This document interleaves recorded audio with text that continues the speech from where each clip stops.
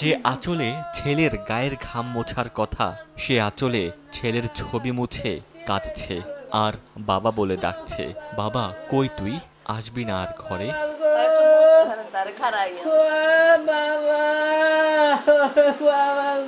আমার বোলারে লইয়া মনে করেন সবাই গর্ব করছে, চাচারা কন, চাচিরা কন, চাচা তো বাইরা বইনেরা সবাই লইয়া গর্ব করছে।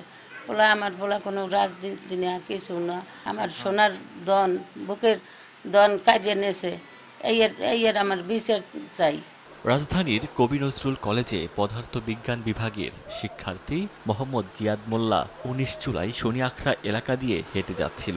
হঠাৎ একটি গুলি এসে তার শরীরে লাগলে মাটিতে লুটিয়ে পড়েন। আশপাশের লোকজন তাকে উদ্ধার করে ঢাকা মেডিকেলে নিলে মৃত ঘোষণা করেন চিকিৎসক। পরদিন ২০ জুলাই পটুয়াখালীর নিজ এলাকায় দাফন করা হয় এ যুবককে।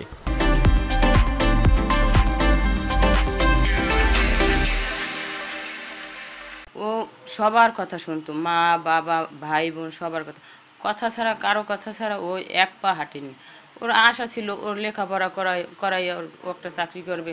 ১৯ তারিখে ও নামাজ পড়ছে দুপুরে, আমার সাথে কথা হয়েছে, দুপুরে নামাজ পড়ছে, ভাত খাইছে। তারপরে কিছুক্ষণ সময়ের মধ্যে শুনি যে ও নাই। আমার ছোট ভাই কখনো কোনো ছাত্র সংগঠনের সাথে জড়িত ছিল না। জিহাদ ছিল একজন দক্ষ ক্রীড়া সংগঠক, আর যে সামাজিক সেবামূলক কাজের প্রতি ছিল ওর অগাধ ভালোবাসা। বাসা থেকে বের হয়ে ও খাবার উদ্দেশ্যে যাচ্ছিল। তো খাবার উদ্দেশ্যে যাওয়ার পর দনিয়া কলেজের সামনে ও গুলিবিদ্ধ হয়। ৪ ভাই বোনের মধ্যে সবার ছোট জিহাদ।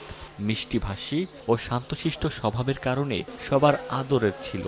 ছোটবেলা থেকেই যুক্ত ছিল বিভিন্ন সামাজিক কার্যক্রমের সঙ্গে। খেলাধুলায় ছিল বেশ পাকা। কোনো রাজনৈতিক দলের সঙ্গে সম্পৃক্ততা ছিল না। আমার বাবা তো কোনো মিটিংয়ে যায় নাই। আমার বাবাকে কারা গুলি দিছে, আমার বাবাকে কারা মেরে ফেলছে তা আমি জানি না।